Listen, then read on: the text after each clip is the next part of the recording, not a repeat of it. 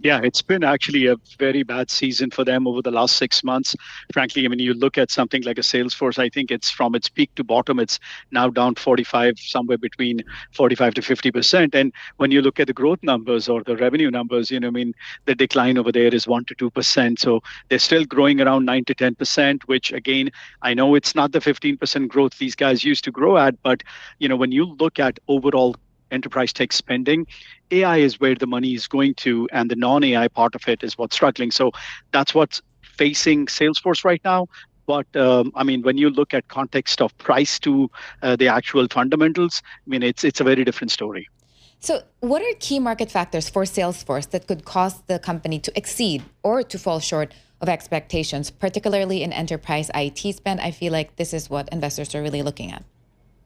Yeah. So the basic thing is all of these SaaS vendors sell their products on a per seat basis, Mm. which means if a bank is going to hire more people, more salespeople, they're going to use their software to be more productive. Same thing for an HR software company.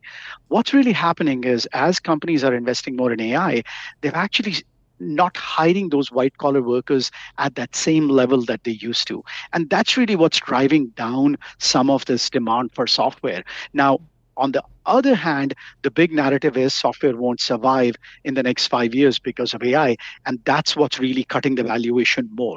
So there are two different, I would say, issues that are going on with SaaS names right now.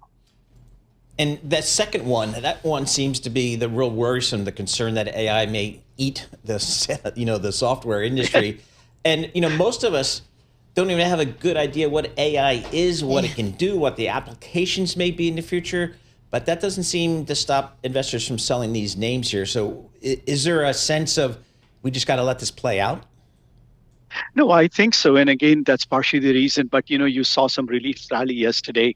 All the SaaS names are really well good up today. I think Jensen said it publicly that it's not the people. It's not going to be like that bad. Or he was a little positive on it. The SaaS company themselves are really talking about accelerating their AI push.